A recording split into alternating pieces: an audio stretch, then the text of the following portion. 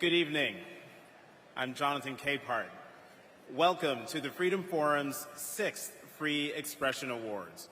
We are overjoyed to welcome many of you back in person this year at the Anthem in Washington, D.C., alongside our virtual audience in our first ever hybrid event. You just heard from the fantastic group Aztec Sun, D.C.'s own funk soul band, and you'll hear more from them later tonight.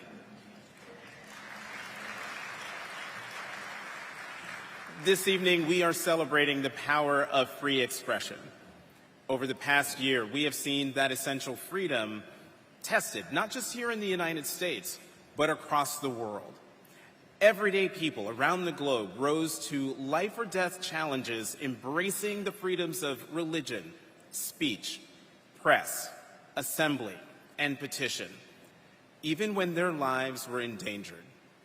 This year, we've seen the bravery of citizens in Ukraine and Russia standing up and speaking out against an unjust war. Ukrainian citizens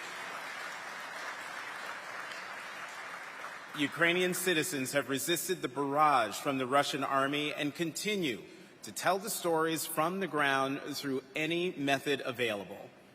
Russian mothers have been arrested and thrown in jail for protesting their sons being sent to war.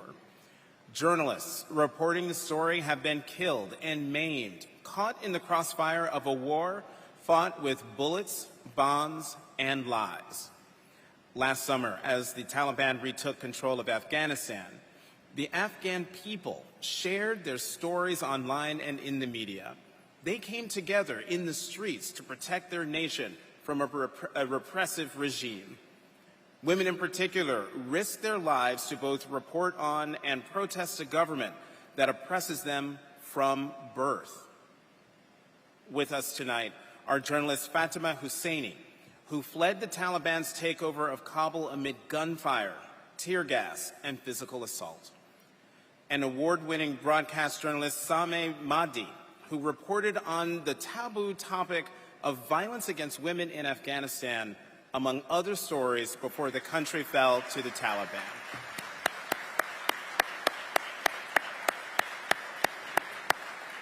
We are also honored to have with us tonight Jane Ferguson, an award-winning correspondent for PBS NewsHour and The New Yorker, who embedded with the Taliban to report on the U.S. withdrawal from Afghanistan.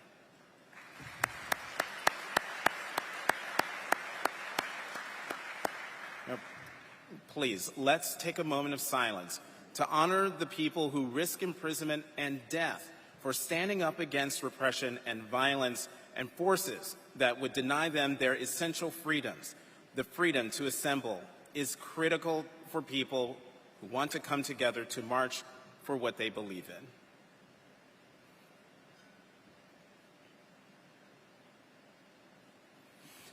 In too many countries around the world, peaceful protest is ground for arrest or worse.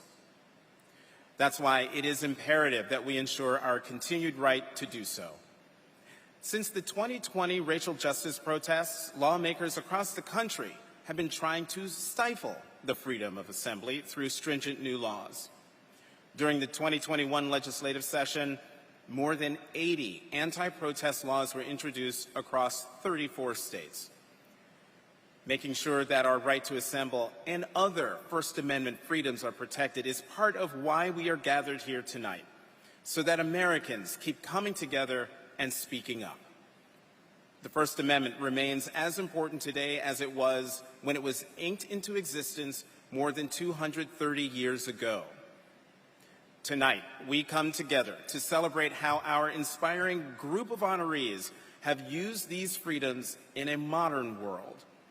We look forward to sharing their stories with you this evening, but first, please join me in welcoming to the stage Jan Neuharth, the Chair and CEO of the Freedom Forum.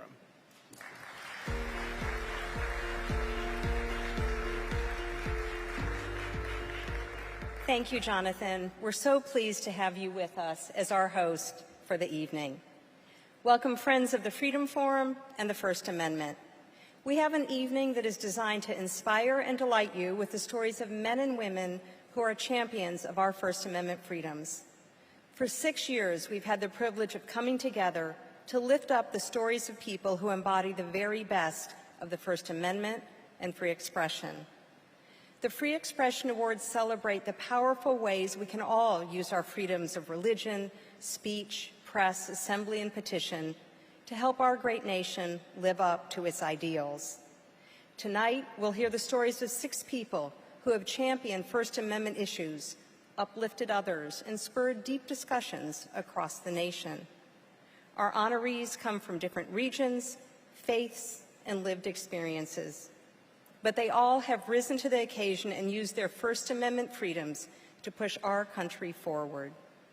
As we come together this evening to honor the power and strength of free expression and people who have used it to make a better future for all of us, we'd like to take a moment to thank those who have made this evening possible. To our sponsors, the Reef team at TTR Sotheby's International Realty, the John S. and James L. Knight Foundation,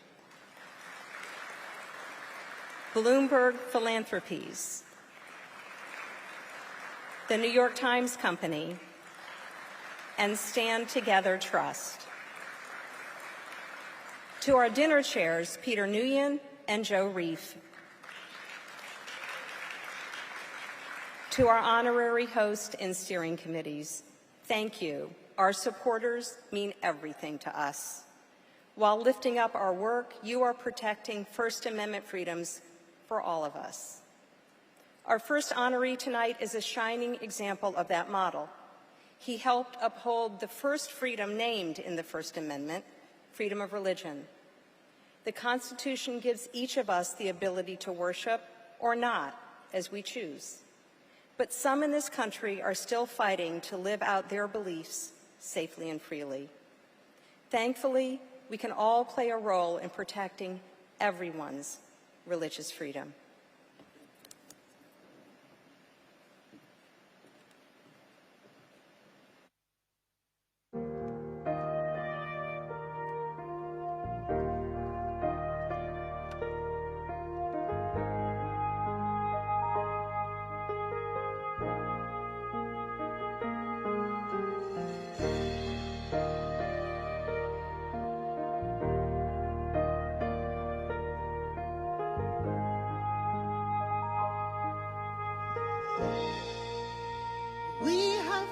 So far, and we have grown. There are many seeds that we have sown for peace, love, hope, and unity.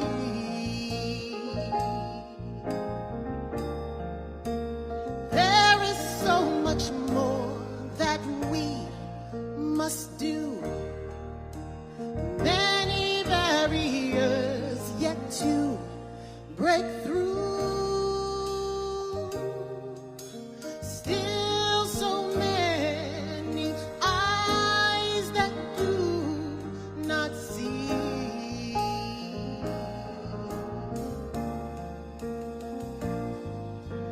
Giving is the answer. Sharing is the way.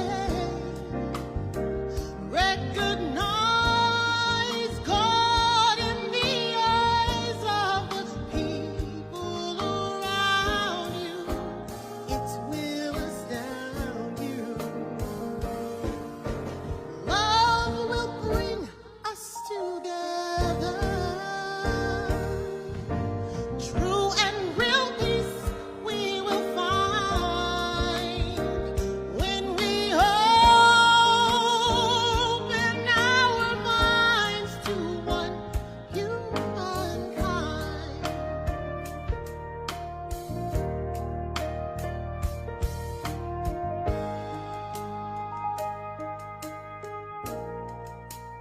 We have come so far, and we have grown. There are many seeds that have shown for peace, love, hope, and unity. There is so much more that we must do. Many barriers yet to break through. Still so many eyes that do not see.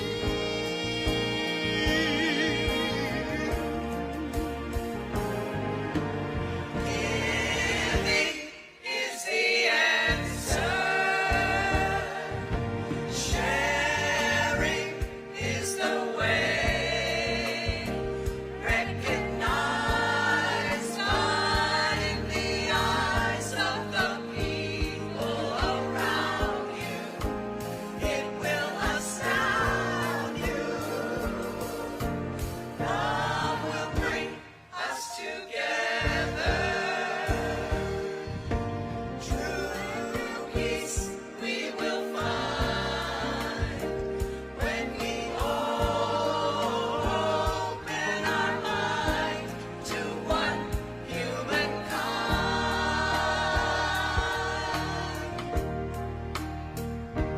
Our dream, our goal, our aim. Our mission in God's name. God's name. Difference. Yeah, we are the same, one family.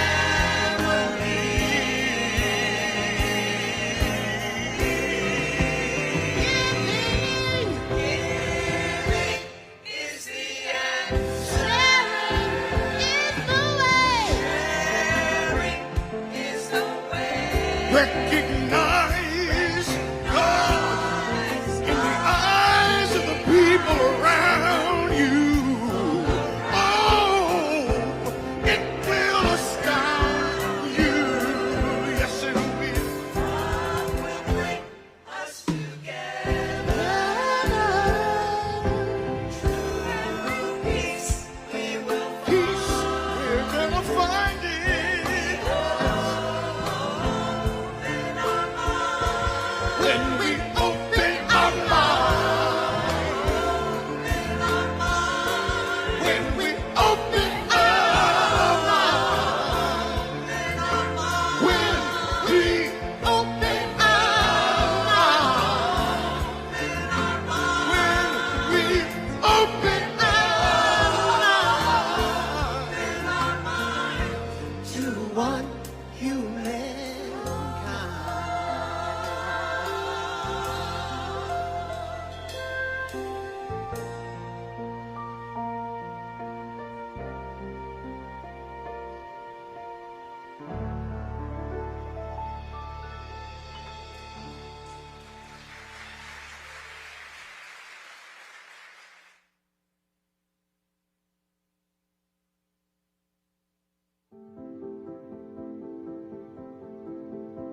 The right of religious freedom, while self-evident, is not self-executing. It takes hard work. Eric, for almost 2 decades, was special counsel for religious discrimination at the Department of Justice's Civil Rights Division. He was in charge of reviewing, analyzing, and identifying religious discrimination cases in a wide variety of issues, dealing with land use and zoning problems, claims of prisoners and others in institutionalized settings, public accommodation, housing, education.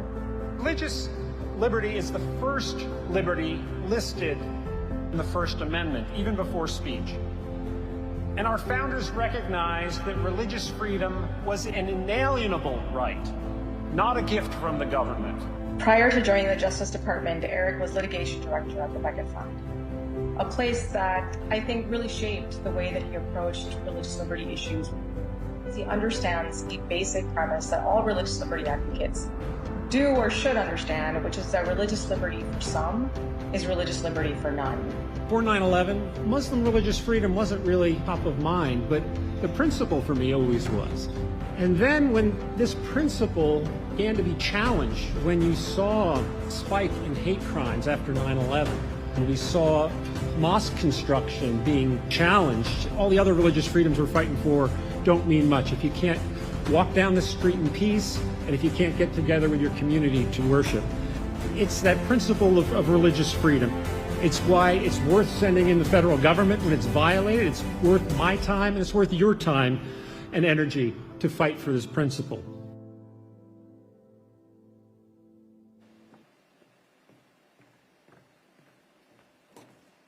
I want to say thank you to Mosaic Harmony.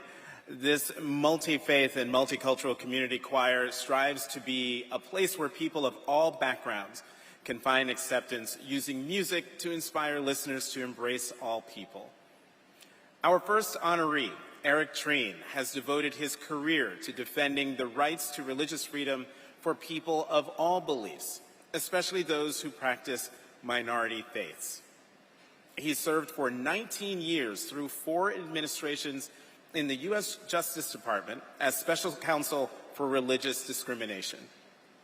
An evangelical Christian, Trine championed the rights of Muslim and Jewish communities to build houses of worship during times of virulent anti-Muslim and anti-Semitic sentiment, among many other cases.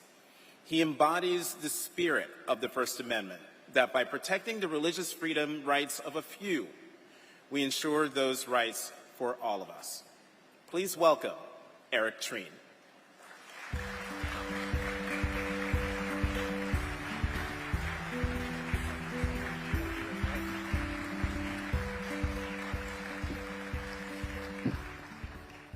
Well, thank you very much. For decades now, the Freedom Forum has gathered diverse religious voices on freedom of religion, free religious expression issues, and has been a leader in providing thoughtful and comprehensive educational programs on religious liberty. I'm especially grateful to my friend Charles Haynes, who has been a tireless advocate for the principle that religious expression in the public square can be robust and authentic, and at the same time respectful of others and true to our constitutional commitments against government overbearing in matters of religion and conscience.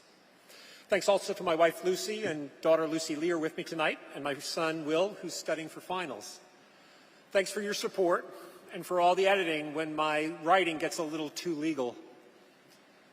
I'd also like to thank Alex Acosta and Tom Perez, who both led the Civil Rights Division at DOJ before going on to lead the Department of Labor. Both had the vision to see the need for the Department of Justice to take a stand to defend religious liberty for all. Secretary Acosta saw an unmet need in the early years of the Bush administration and made the necessary institutional changes to address it. Tom Perez led the Civil Rights Division in the Obama administration and, like Alex, saw religious liberty as a civil right. He encouraged me and provided the resources to continue the work, especially regarding the right of religious communities to build places of worship and religious schools. It's a testament to both of their leadership that throughout my time at DOJ, the groups with the most cases did not vary. Orthodox Jews, Muslims, and evangelical Christians made up the bulk of the cases because those were simply the groups encountering the most problems. I also want to thank the friends who are allowing me to continue this work in my post-DOJ days, to my colleagues at Catholic University and my colleagues at Storzer & Associates, many of whom are here tonight, Roman and Siglinda, Kelsey, and Jeff. Thanks for coming. Because at Storzer & Associates, I'm able to represent a range of clients in religious liberty matters every bit as diverse as when I was at DOJ. I'd like to take a moment, though, to stress why religious freedom and freedom of religious expression is so precious and at the same time so fragile. America is at once the most religiously diverse and one of the most religiously diverse and one of the most religiously serious countries in the world, and that is no accident. It is precisely because we have protected the religious liberty and conscience of all and have protected against government domination of religious matters that religion has flourished here. As George Washington assured the Hebrew congregation in Newport, Rhode Island, Everyone shall sit in safety under his own vine and fig tree, and there shall be none to make him afraid. But there's always a temptation to roll back religious freedom, or any other freedom for that matter, when it conflicts with something a majority holds dear, whether it's Quakers resisting the draft in the Civil War, Jehovah's Witness kids not reciting the Pledge of Allegiance during World War II, or a Catholic adoption agency opposed to placements with same-sex couples. It is with those things that we really care about where our commitment to freedom truly gets tested. Do we want a society where shifting majorities decide how we should live and what we should believe? Or do we make significant space for conscience to flourish, even if that means having to figure out how to live alongside, work with, and befriend people who may have sharply different views from us on important questions, even the deepest questions of life and existence? That is the basic question of religious freedom and freedom of conscience and expression more broadly. For me, as difficult as freedom may be to implement in all its messiness, it is something well worth striving to protect. I thank you all for coming, and thank you for this award to the Freedom Forum, and I am grateful to God for the opportunity to continue to do this work. Thank you.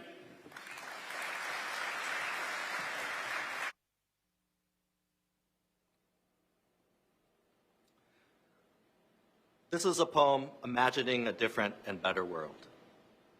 Instead of a grandmother kicked in her face, 1,000 orchids blooming from each swinging foot, the stems and petals forming a fragrant face mask wrapped around her face and yours. Instead of a man and his child stabbed in the face, the knives turned to pens, sentences flowing like blood as the story of their lives filled the body of flag after flag, embracing the wind from every direction. Instead of acid poured onto a woman, we asked one another what our parents drank when they lost what meant the most to them, the lines on their faces, a worn map to the unbearable, so they can find it even when they die. Instead of a nurse being dragged from a train, we all grow wings. There's no net big enough, no handle long enough. Instead of a rock through a store window, there are no stores. We have everything we need and nothing more. Instead of fearing for my mother and father, they are hunched over sewing machines, the stitches even as the needles dip up and down, the threads tight on the margins or it all falls apart. They sew masks. They save your life, and so there is no need for me to keep screaming how they saved mine. Instead of, you chinks brought the virus here, there is a chorus in a language no one understood, but translated as beauty. So loud you were shaken and learned the limitations of dancing, how you've always been taught to dance. Instead of, you people need to stop eating bats and rats. American history books fell off of shelves and burst into flames, and we cooked our dinners for one another, burnt in some places and raw in the other. In the dark, our families' backs are hunched with all they can carry, dodging the spotlight eyes of soldiers, the bark of their guns off leash. They always escape the men with guns. We never forget. Instead of deportation, our bodies become boats. The ocean is impossible to border. The flags sink to places where there is no light to see the sigils. We are all water, so we be like water. Here, mothers don't need dead sons or daughters before they are heard. The doctors and nurses don't need to stand in front of trucks as if they were tanks. We don't need to celebrate a day that a child isn't shot at school, because that is every day. The drones drop only bread. The combat boots float meaninglessly over the necks of our fathers. The bigots are too busy with therapy to pay us any mind. The police bullets all miss. The hottest flame is in your kitchen. Lovers are never the chameleon color of bruises. You could lean down close to the face of the dying person whom you love, say goodbye to their very last breath. It's not science, but rather science fiction that the landmines are not landmines, but seeds. And like flowers bursting from the soil after the winter, you are an explosion in bloom. And our elders look at their grandchildren the way a person looks at the rainbow after a tornado has taken their home.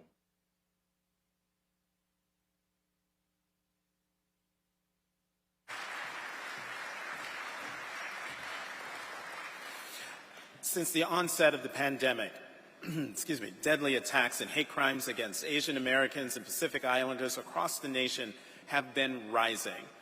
As spoken word artist Bo Fee has beautifully portrayed, there is a better world we should all be envisioning. A world that is safe for all people. Throughout our country's history, the First Amendment has played a critical role in helping us strive toward more acceptance and inclusion. From women's suffrage to the civil rights movement, the power of speech, press, assembly, and petition have been cornerstones of progress. The founders of Stop AAPI Hate harnessed those freedoms to protect Asian American and Pacific Islander communities and educate all of us about the violence, harassment, and discrimination they have faced. Since its founding in March 2020, Stop AAPI Hate has tracked and responded to more than 10,000 incidents. Let's learn more about the work being led by Cynthia Che, Russell Jung, and Manjusha Kulkarni.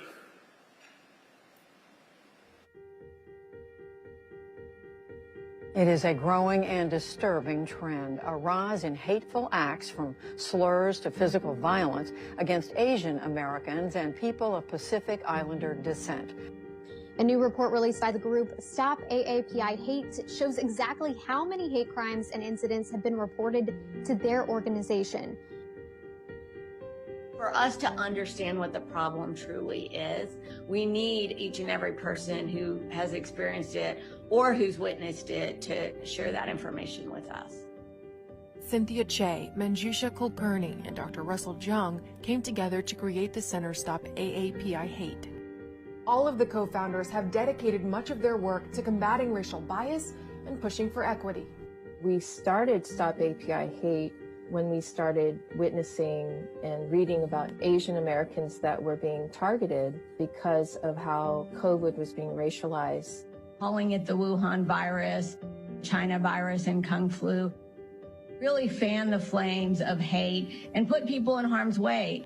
We created reporting centers just to track the incidents of racism and then to create policy interventions to hold government accountable. We know that people are underreporting on our site, and there's definitely been a historic underreporting in government agencies to law enforcement. As we try to heal as a nation from what's happening, we need our lawmakers behind us and we need policies that protect our communities.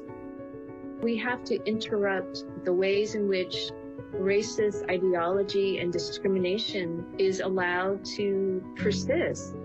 There's not going to be one quick answer to this. It's going to take all of us to address this issue.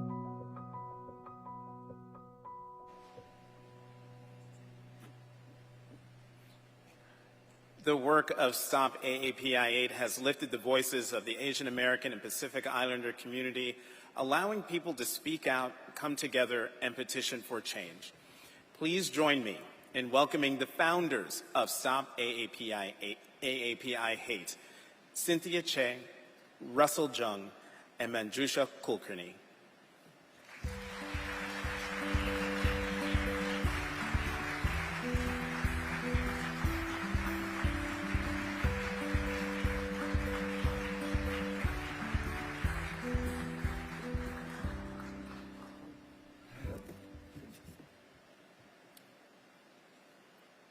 I was waiting in line at a home improvement store, and a man cut in front of me, so I mentioned, hey, there's a line. and pointed to the line of people behind me.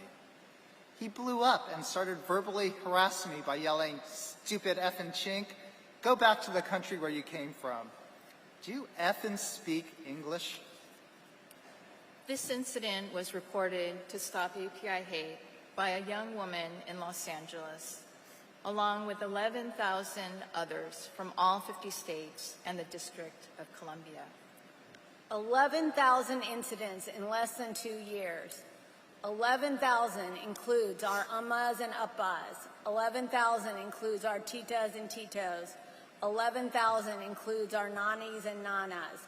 11,000 is us. Good evening. I'm Cynthia Che, and I'm the co-executive director of Chinese for Affirmative Action in San Francisco. I'm Manjusha Kulkarni, executive director of AAPI Equity Alliance, based in Los Angeles. And I'm Dr. Russell Jung, a professor of Asian American Studies at San Francisco State University. Our three organizations form the coalition of Stop API Hate, and we are very grateful to receive this Free Expression Award from the Freedom Forum. We also want to recognize our fellow awardees, Alberto Ibarraguen, Eric Trine, and Nicole Hannah-Jones. Congratulations.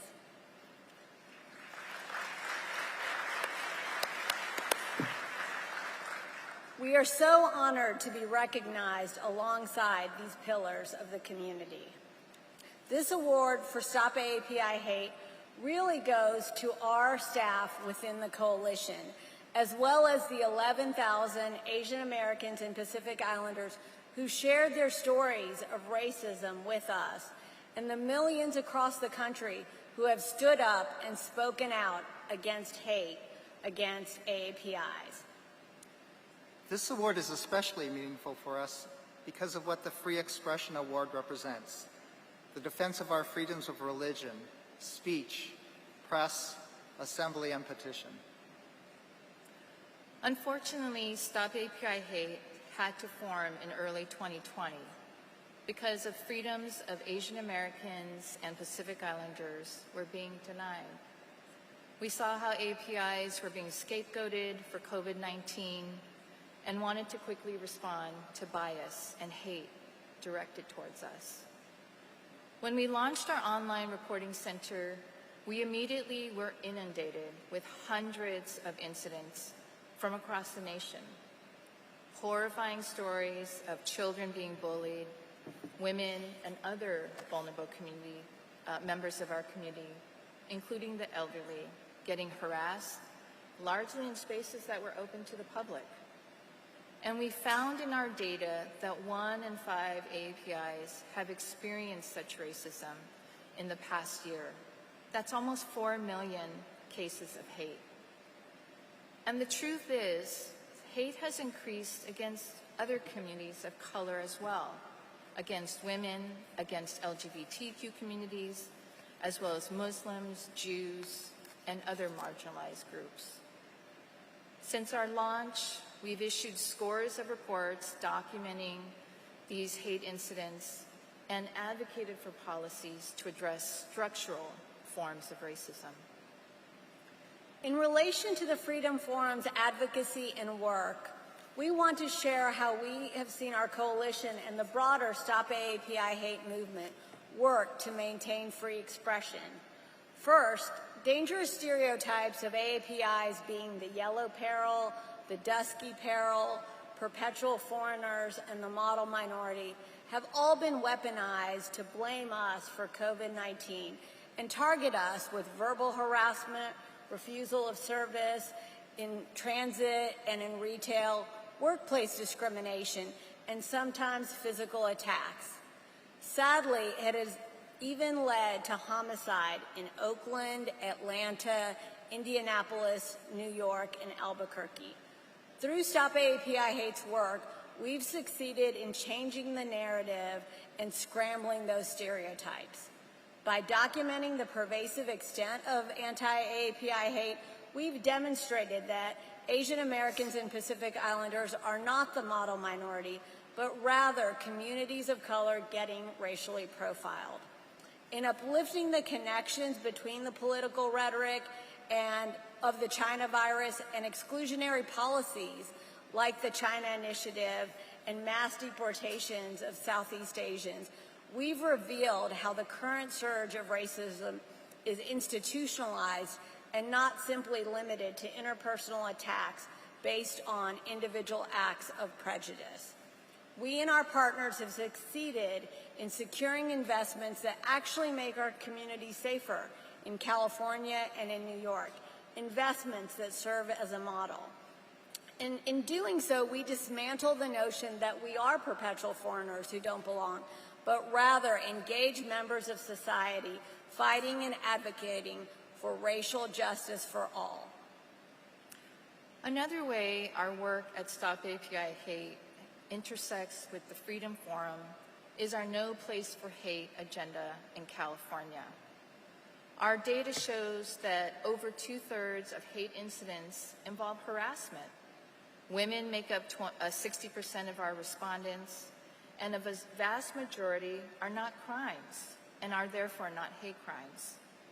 If we really want to address the broad extent of racism facing our community, we need to develop comprehensive approaches to educate our communities before the racism rises to the level of hate crimes.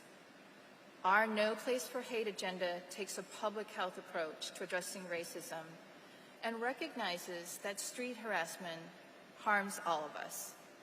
In seeking to find street harassment in the Public Health Code instead of the Penal Code, we seek to change behavior moving forward, not simply to incarcerate people for past actions.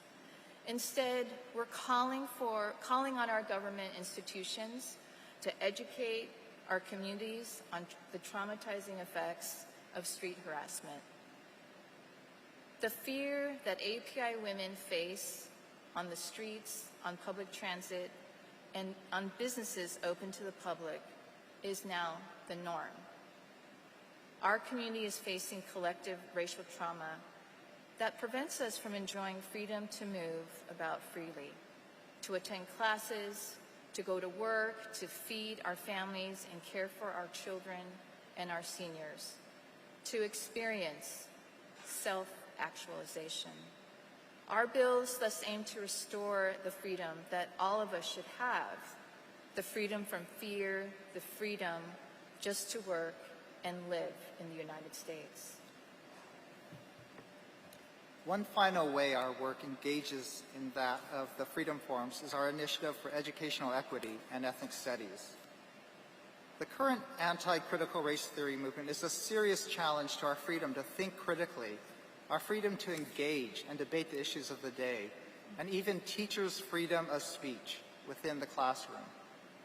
In the same way that the term China virus was propaganda, misinformation to blame China for America's mismanagement of its public health, the anti-CRT movement is another boogeyman created to invoke fear and rally a base at the expense of free speech and free thinking.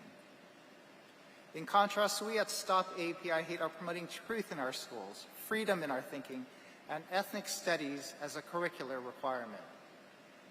Ethnic studies, the interdisciplinary study of race and racism that centers on the experiences of people of color, has been demonstrated to reduce prejudicial attitudes, to promote racial unity.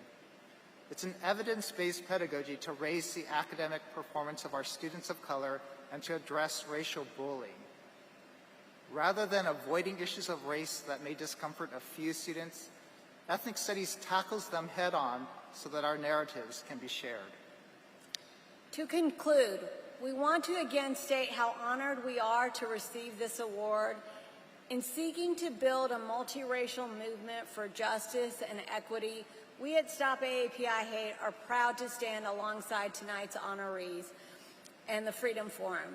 Thank you so very much. Thank you.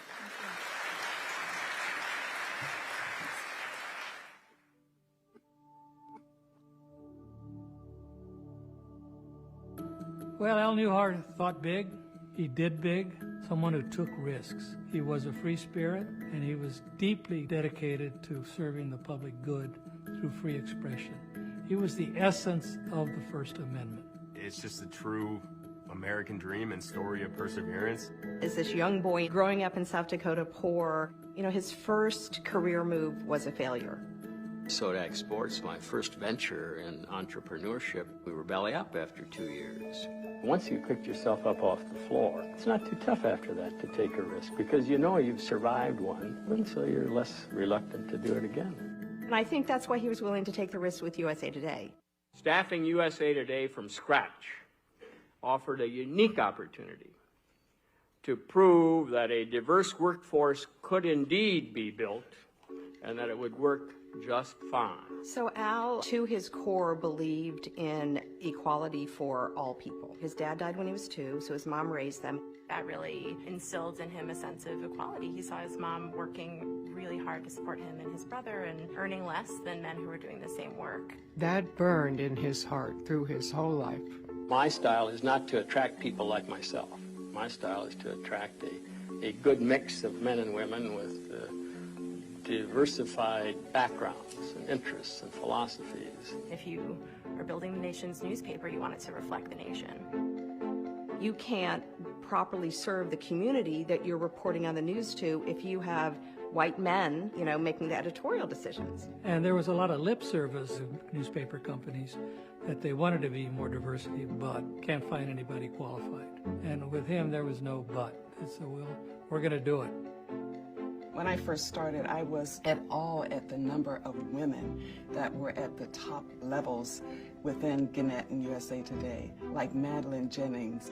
I was involved in introducing a new appraisal system for the managers. He dipped into pools where there was talent that had not been utilized fully. Women. Well, let's get them into the publishers' ranks. First African Americans, Latinos, and Asians. I just think I'm as lucky as I could possibly have been to have spent 50 years in journalism and to have had the opportunities I've had and to have things go right more than they went wrong. It's been a great fun, great ride.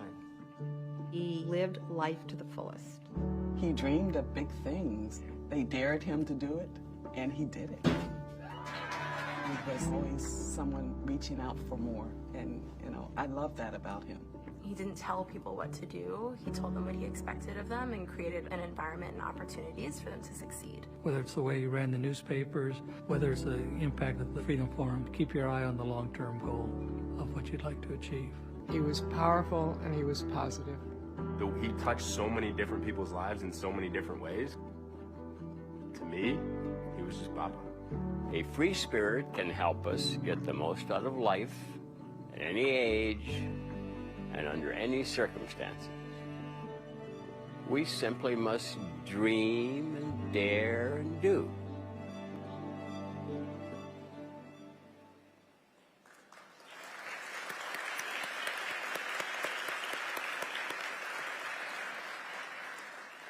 For 33 years, the Al Neuharth Award for Excellence in the Media has been given to outstanding journalists who share my father, Al Neuharth's fierce dedication to a free press and the First Amendment. Like him, they are groundbreakers in the industry. The first Al Neuharth Award in 1989 went to the legendary CBS anchor, Walter Cronkite. Other honorees include Cokie Roberts, John Siegenthaler, Brian Lamb, Gwen Ifill, and many more trailblazers. These journalists represent the best of our free press. This year, we are presenting the Al Neuharth Award as a part of the Free Expression Awards. As we incorporate this special award into this program for the first time, it is my privilege to honor Alberto Ibarraguen, President and CEO of the John S. and James L. Knight Foundation. Alberto has been a visionary advocate for the First Amendment, freedom of the press, and the power of local news to inform and transform communities. He has been a leader in seeking solutions to the challenges of the digital age of news delivery. His leadership at the Miami Herald and El Nuevo Herald inspired journalism that earned 3 Pulitzer Prizes and Spain's Atorga y Gasset Prize for Excellence in Journalism. As CEO and president of the Knight Foundation, he has supported innovation in both journalism and the arts to better connect communities. and his recent decision to create a Knight Chair in Race and Journalism at Howard University illustrates his lasting commitment to diversity. Let's take a look at Alberto's decades-long impact on journalism, journalists, and the communities they serve, followed by music by 4 alumni from New World Symphony, a beneficiary of the Knight Foundation's support of the arts.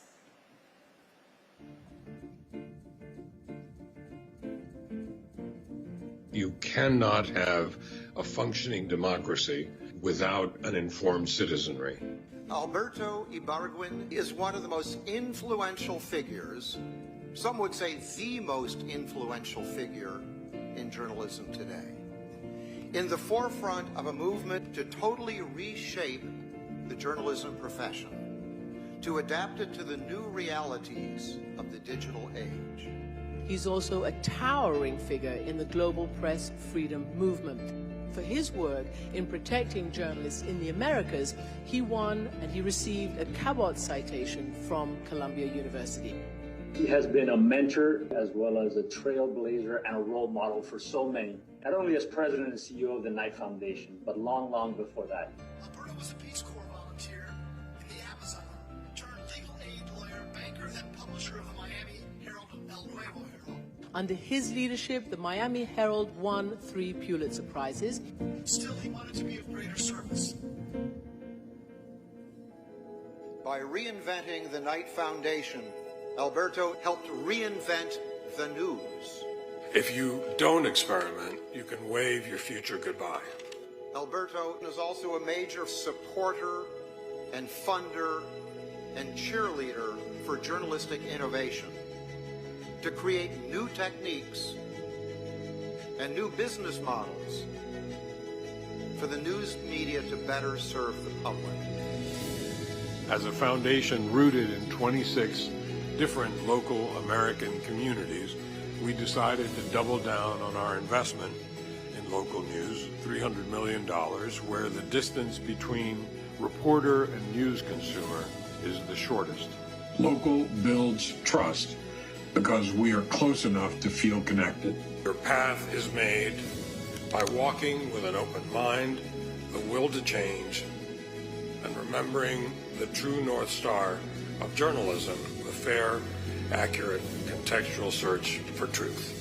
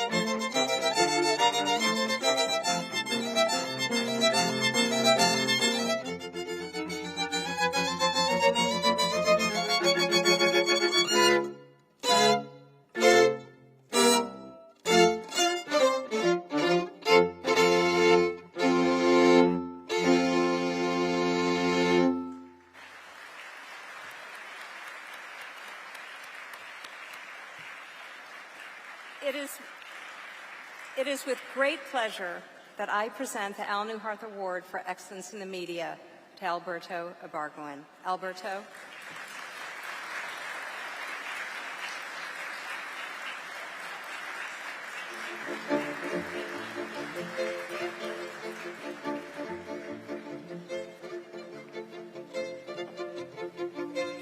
Thank you. I didn't mean for you to stop playing. That is the wonderful New World Symphony from America's Orchestral Academy in Miami. Thank you for that wonderful piece. Thank you, Jan, and thanks to the Freedom Forum that you lead for this award. It's great to see so many former Freedom Forum and museum colleagues here, especially a former chair, Charles Overby. It's really wonderful. Congratulations to my fellow honorees, Eric Trine, the Knight Chair in Journalism at Howard University, Nicole Hannah-Jones, and Cynthia Choi, Russell Jung, and Manjusha Kulkarni of Stop API Hate. I admire all of you. This is a very special evening and a very special sentiment for me because the Al Neuharth Excellence in Media Award is named for a mentor who helped me in my career, my friend Al Neuharth. And tonight's dinner host is someone whose career I helped a little bit when he was starting out in journalism, my friend Jonathan Capehart. So as you can see, it's a wonderful bookend. As you can see, I've been very, very lucky when it comes to friends, and I'm very, very lucky to be at a place, if I could just go off script for a second, to work at a place which has such clear beliefs as Al Neuharth, I think, would really appreciate and endorse. It's in your program, and it says, Knight Foundation, we believe in freedom of expression and in the values expressed in the First Amendment of the Constitution to the United States. An informed citizenry as essential for a representative democracy to function effectively, and engaged, equitable, and inclusive communities. And I'm joined tonight by my colleague, the Vice President for Journalism at Knight Foundation, Jim Brady. Welcome to him. Al Neuharth was a sharp businessman with an entrepreneurial spirit whose appetite for risk was only exceeded by his drive to succeed. He was also a great newsman. He believed in free expression, and he practiced it, even to the point of giving people he wrote about in his weekly column in USA Today the space to reply. There was actually a little bit there for anybody to answer whatever Al had just written. Even before internet, Al knew that we were living in a world of color, graphics, and short attention spans. The basics of what Neuharth did then are just as important now. Inform the reader in clear, honest, and plain language, respect the reader's time, use the latest technology and embrace our visual age, and label opinion as opinion. Al used to tell a story of standing with his boss, Jack Knight, at a lunch counter in Detroit. Knight pointed to a man reading a paper nearby and said something like, "That's your reader. You need to find out what he reads, why he reads the paper, and how he reads the paper, and what he thinks is good in the paper." In other words, focus on your reader, know them, and serve them. Neuharth and Knight both believed in free speech and a free press as prerequisites for self-government. They both knew that if you didn't have a business that worked, you would not fulfill your mission. They both believed in newspapers for everyone as a business proposition, but on a bigger plane, reaching the whole community was essential to the mission to serve democracy. And without the mission, it was just another business. And what would they think today? People are now able to share information in ways Neuharth and Knight could not possibly have dreamed of. If you take an absolutist view on free speech, as both did, and say more speech is better, shouldn't this be a golden age for democracy? But if you look around It often doesn't feel that way. And it will continue to not feel that way until we as a society figure out how to best use the technologies and manage their social impact, and how to navigate the reality that when we have fundamentally different backgrounds and identities, we'll see things differently. In our far more diverse world today, this is a central issue. Demographics have changed, the business model has changed, and culture has evolved. That's our reality, and thanks to technology that makes anyone a potential publisher, the differences are highlighted, outrage is deeper and more widely shared, and everything is questioned. We have media organizations that don't have the same legal liabilities as their predecessors, and that also have reach in platforms governments would love to have. Should they be prohibited from limiting speech like government, or accept liability for what's published under their banner? If it is time to rethink the role, as some have suggested, the role of government in the regulation of speech, aren't we really saying that we need a constitutional convention for the digital age? And if so, are we really ready for that? We're just beginning to understand the implications of social media. We understand even less the implications of Web3 technologies like blockchain. That's why the scholarship being done at places like the Knight First Amendment Institute at Columbia University and at centers like George Washington, Carnegie Mellon, NYU, Carolina, and the University of Washington, to name just some the Knight Foundation supports, are so important. We certainly don't know the end of the story. Even short term, we can only imagine the immediate next chapter under a new vision for Twitter, which sounds like it'll be freer, but corporately no less unaccountable. Film at 11 is what we used to say. Meanwhile, journalism continues to explain ourselves to each other and build community. And for all its challenges, free expression and an informed citizenry are still at the core of a functioning democratic republic. It is hard work, and it's scary sometimes.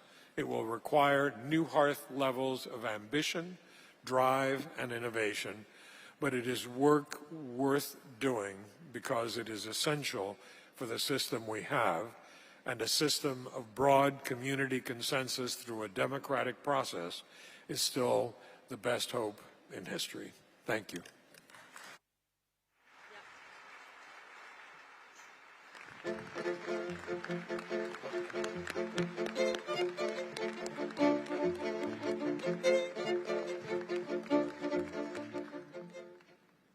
This has a very Golden Globes feel, too, doesn't it?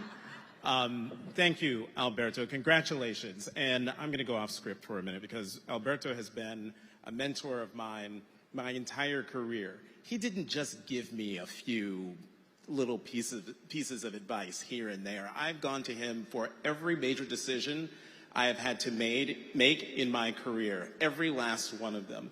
So thank you so much, Alberto, and you are the reason why I said yes immediately to emceeing this year. And then, of course, Freedom Forum came a close second, but Alberto is first. Okay, back on track. Thank you for that. And thank you for continuing to be a trailblazer. Yada, yada, yada. I've already said all that.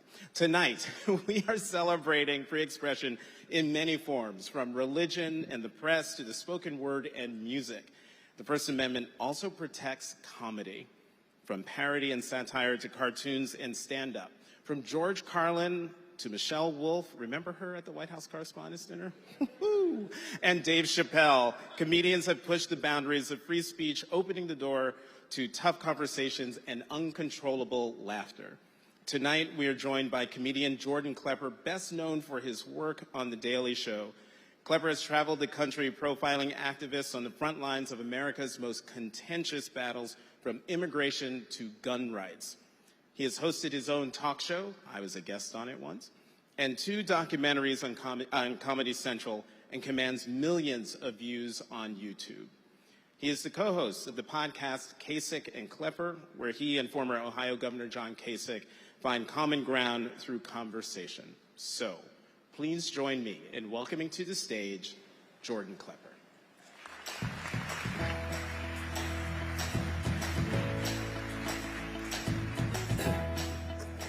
Good evening, everyone. I'm Jordan Klepper. It's nice to be here with you. Thank you. One fan among about 400, that checks out.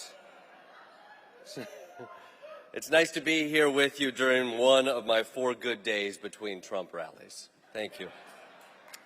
If I stop mid-speech and exit the stage, then you know a trucker convoy or a Kid Rock concert has broken out at the Jefferson Memorial. So basically, Let's Go Brandon chants have become my bat signal. Frankly, I'm very excited to be here in D.C., especially after my bro Madison Cawthorn told me what you all get up to after hours. Y'all are nasty. I expect an invite to Chuck and Mitch's cocaine orgy, okay? If this evening goes as planned, I'll be snorting snow off Adam Schiff's furrowed brow. I want it. I want in. I want to see Joe Manchin earning that money from an energy lobbyist. I want to see Lindsey Graham with a bullwhip threaten to punish a Republican, then do absolutely nothing like he always does, you know? I want to see Ted Cruz sad and alone in the corner as usual. I want the whole experience. A big thank you tonight to the Freedom Forum for putting this together. Thank you. They're also behind the museum, so they know how to pick winners. No, I support. Bold move in a town of free museums. They had the vision to create a new museum, but charge admission. Yes. Even your exhibits about journalism are behind a paywall. $25 to see Brian Williams' flak jacket. Come on. If I want to see fake history, I'll just check out the Apollo 11 space module for free, you know? In all seriousness, I loved the museum. Sadly, it only lasted 11 years, or, for perspective, 264 CNN pluses. Yeah. A round of applause for Jonathan Capehart for hosting. Yes. Must be nice to be in a room with the same size audience as MSNBC Daytime. Tonight we celebrate the champions of free expression, including so many incredible journalists. It's humbling to be around. You write the most intrepid and groundbreaking articles that I have open in a browser tab and will get to eventually once I have a few minutes. In case any of you were wondering if this venue is a Texas middle school, Nicole Hannah-Jones is here, so it couldn't be. Nicole has been honored for her long-form journalism, the 1619 Project, which is also how Matt Gaetz describes his dating life. Free expression, y'all. Free expression. Nicole, the 1619 Project is such an important historical document for America. It has helped us ask difficult, vital questions about our nation's founding. Nothing from the New York Times has challenged me as much as the 1619 Project and Wordle. 5 letters, but just so difficult. Both have truly shaken me to my core. I mean, it's special here tonight. Tonight is really a who's who of people who weren't invited to the White House Correspondents' Dinner, you know? But I'd already rented the tux and wanted to catch COVID anyway, so kudos.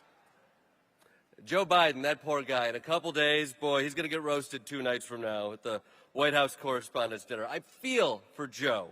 He's not just our president right now, he's basically the star of a Jackass movie. He's just taken nut shot after nut shot.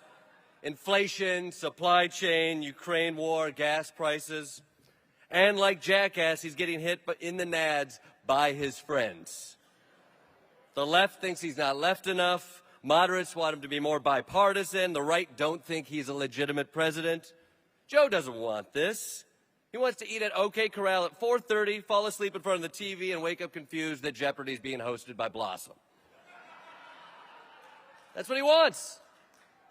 But give him credit, he's doing a jackass prank for America. Except in America, more people respect the office of Johnny Knoxville. What a country. But tonight is not about that.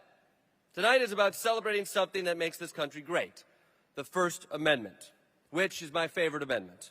Well, I shouldn't say favorite. It's one of my favorite amendments. There's the Third Amendment, no soldier quartered in my house during peacetime.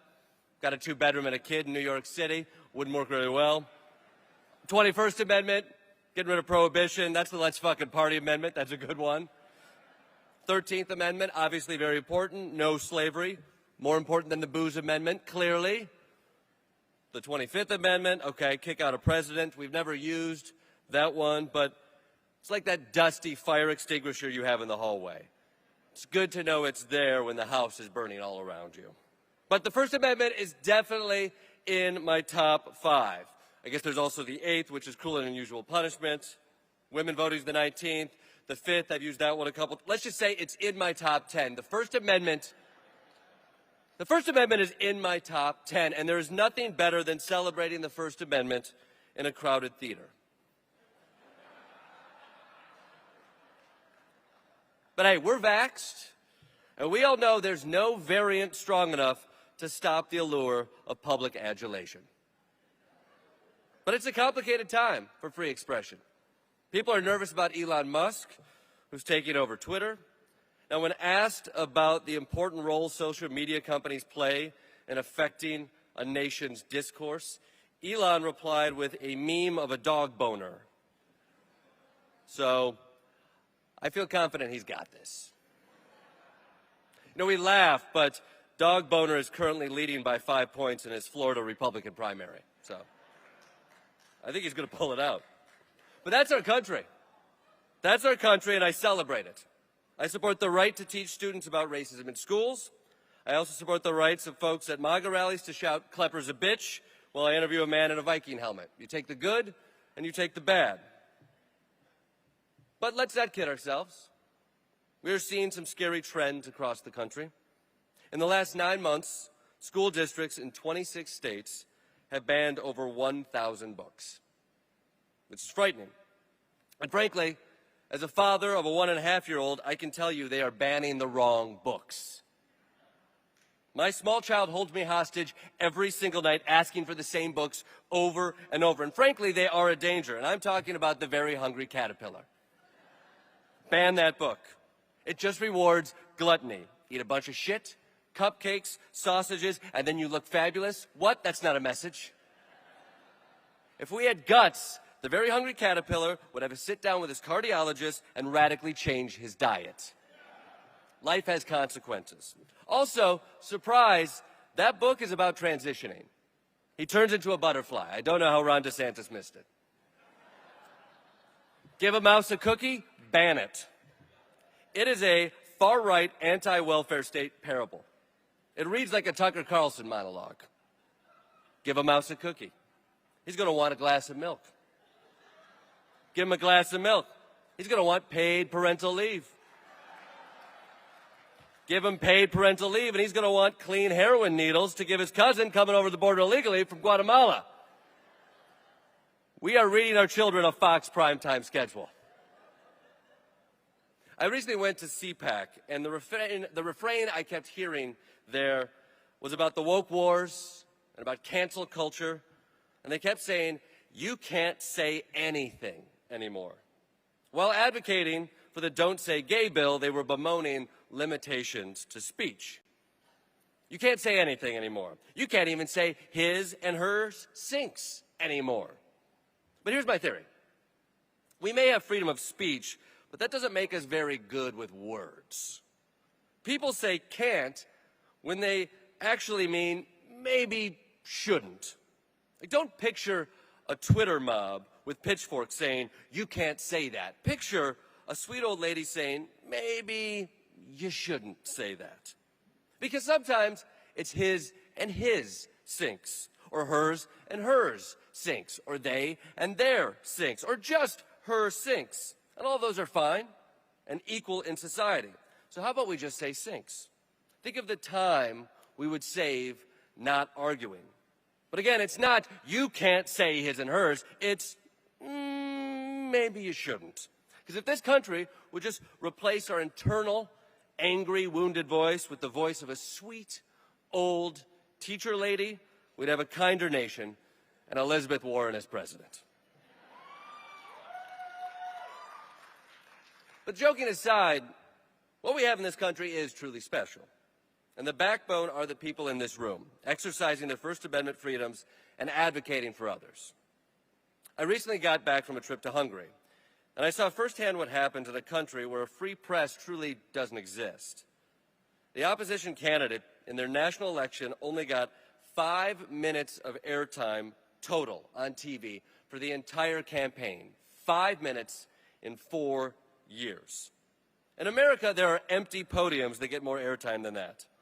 Also, Candidates' Empty Podiums was the only good show on CNN+, Rest in peace. But Hungary showed me what happens when a free exchange of ideas is taken away. Oligarchs allied with the president bought up independent news, and now they're just the media wing of the state. I don't want to spoil the ending of the new special I did in Hungary, but the candidate who got 5 minutes of airtime the whole election lost. But we don't need to worry in America. You'd never have a few rogue billionaires buying up major media outlets and platforms, then running them based on their whims. We're fine. But tonight we applaud those who use free expression to do good. From stopping AAPI hate, to Alberto Ibarraguen embodying the principles of the First Amendment with the Knight Foundation, to Eric Trine at the Department of Justice, protecting all Americans from religious discrimination, to, let's say, Joe Rogan recommending horse medicine in an interview with WWE's The Undertaker. We celebrate that here tonight. And I would love to continue, but you've reached your monthly limit of 10 free minutes. To hear more jokes, please consider a subscription or just open me up in a private browser window. That works too. Now you know how it feels. Thank you guys. Have a wonderful night.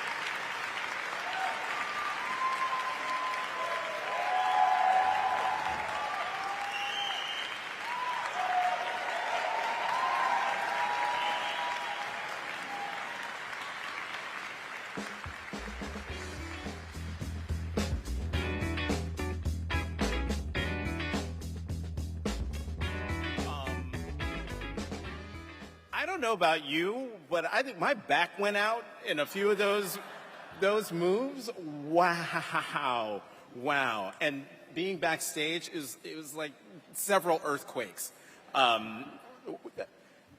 Thank you, Dem Raider boys. And I didn't even get to see all of what you saw. I just got to see what I could see past that curtain when they came over, but they were fantastic. They are a national champion step team from Eleanor Roosevelt High School in Prince George's County, Maryland.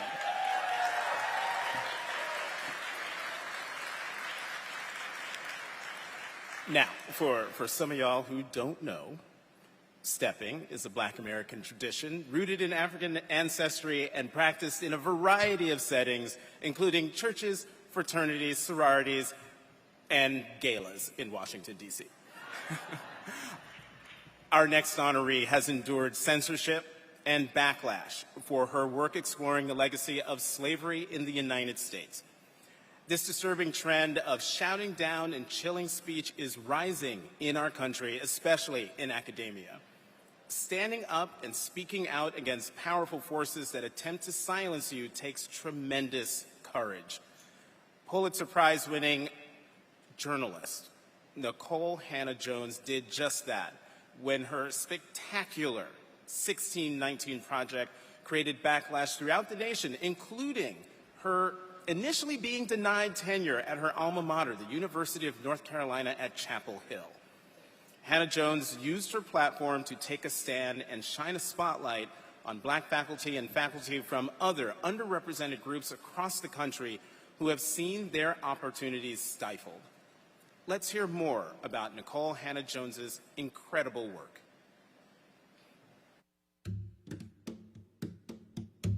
If you want to do something ambitious that really reframes our understanding of America, it's going to be controversial. When the 1619 Project was published by the New York Times, it became an object of both admiration and criticism. Nikole Hannah-Jones won a Pulitzer Prize for the project, but also came under criticism for suggesting that the American Revolution itself was fought to preserve slavery. This is not Black American history. This is American history. It's saying that this was a country founded on ideals that were not true at the time, but that Black Americans believed in those ideals and have worked to make those ideals true for all groups. I don't see what is more patriotic than that. And yet the success of the project has been met with an intense backlash. State legislatures across the country are banning the teaching of the 1619 Project and other texts that deal honestly with this country's long and enduring legacy of racism. A healthy society does not ban ideas. We have a First Amendment for a reason. We're a country that says we believe in free speech. And if you don't like an idea, then come up with a better one. Hannah-Jones, UNC alum, was originally set to fill the school's own prestigious night chair in race and investigative journalism. After complaints from right-wingers offended by the 1619 Project, Hannah-Jones was at first denied tenure. It just confirmed, my life's work. And that's why I fought this. That's why I demanded the vote. And that's why I ultimately made the decision to walk away. And instead, I'm going to be the inaugural night chair in race and journalism at Howard University. It was important to me in that moment to show that if we've been disrespected, then we can exercise our own power and we can go somewhere where we are respected. The story of Black people and slavery is central to the United States. And I hope by confronting that truth, maybe we can finally start to repair the harm that was done and then finally start to live up to be the country of our ideals. And please join me in welcoming Nikole Hannah-Jones.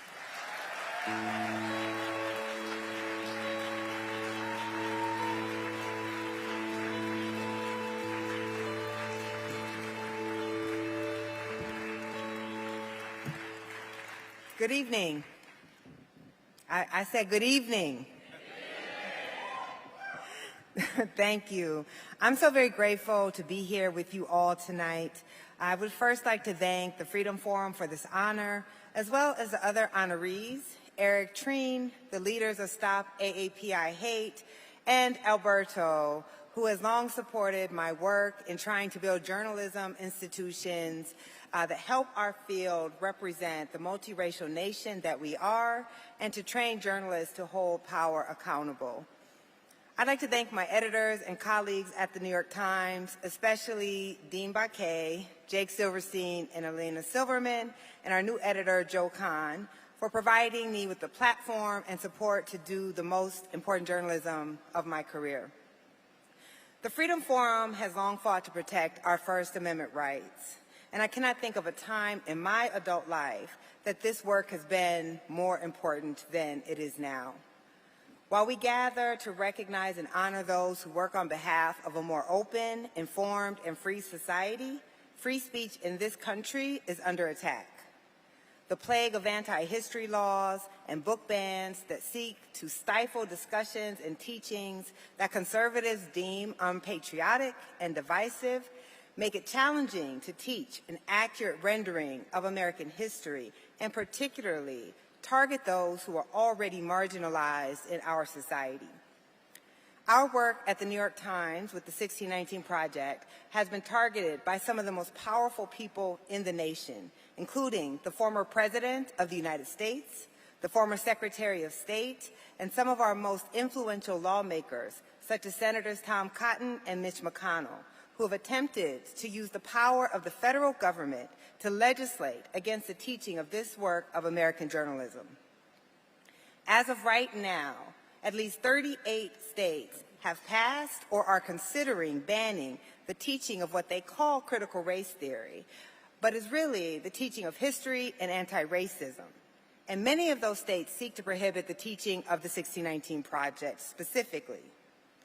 These laws not only suppress knowledge and speech, but also work to discredit the journalists and historians and legal scholars who have written the text. Historian Timothy Snyder, in a New York Times Magazine piece, called these laws memory laws, and he argues that the war on history is actually a war on democracy.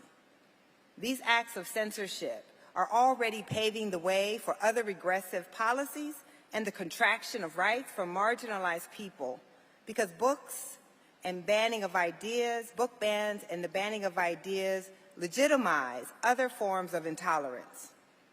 When our political institutions falter, we as journalists must act as the firewall. Therefore, we as a profession must stop engaging in both sidism and treating campus protests or private hiring decisions, even when we disagree with them, as equivalent to politicians using state power to suppress and at times criminalize speech, books, and ideas that they do not like. Thank you.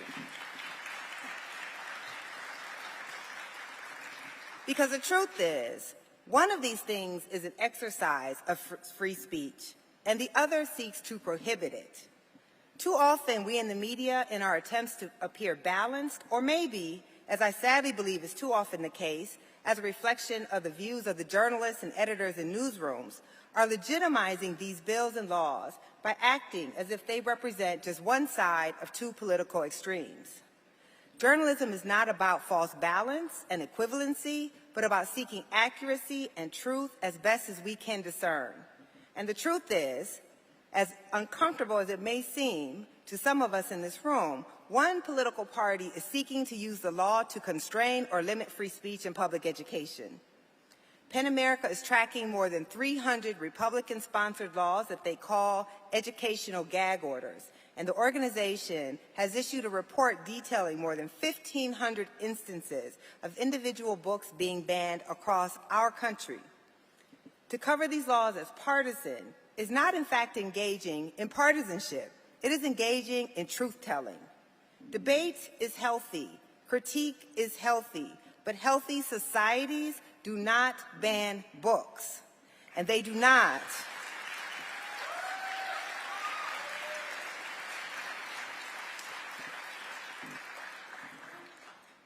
Healthy societies do not ban books, and they do not ban the teaching of ideas, and they certainly do not ban the journalism produced by a free and independent press.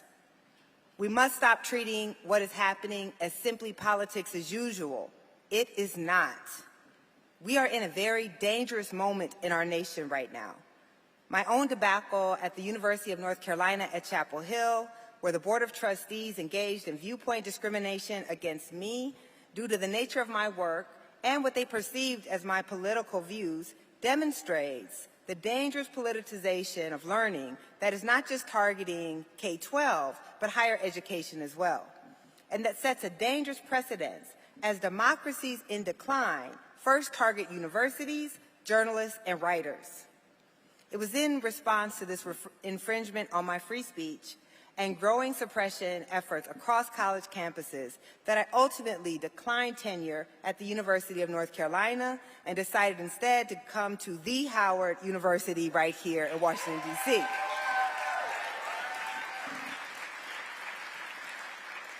As the new Knight Chair in Journalism, Race and Journalism at Howard, I'm founding the Center for Journalism and Democracy in order to help train the next generations of journalists to do the work necessary to preserve and strengthen the democracy that we hope to maintain in this country. I would like to take a moment here. We can clap for democracy.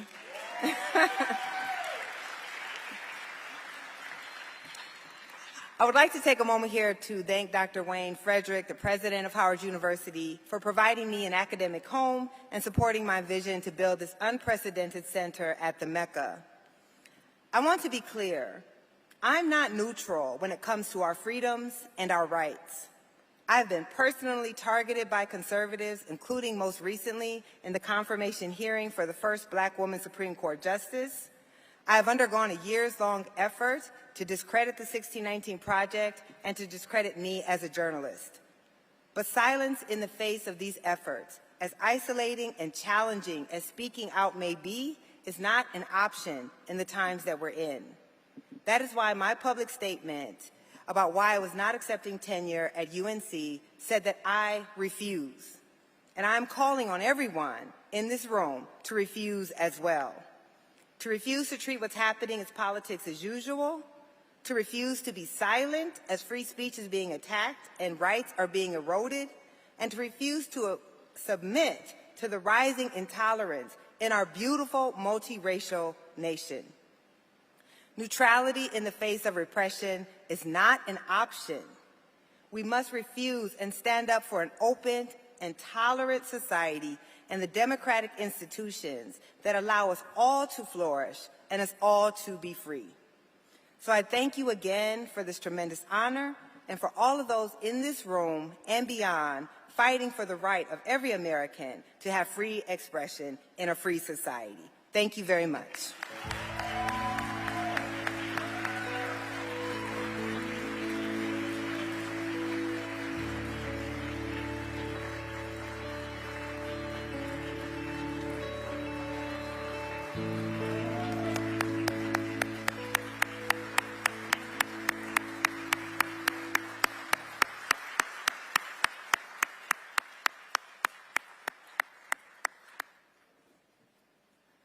Thank you, Nicole, for those marching orders, but also for an incredible defense of what we do as journalists. Tonight, we have seen what the power of the First Amendment looks like, from grassroots organizations, grassroots organizing to harnessing the power of the Justice Department.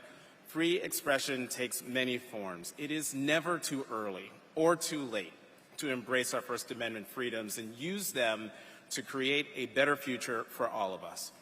I hope that you have been inspired by the stories of our honorees this evening, and that you take that inspiration with you to your own communities in ways big and small. Thank you to all of our honorees, not just for joining us this evening, but for the incredible work that you've been doing. Thank you to all of our sponsors for your generous support. Thank you to our performers who helped bring the stories of free expression to life. And thank you to our guests, both in person and online.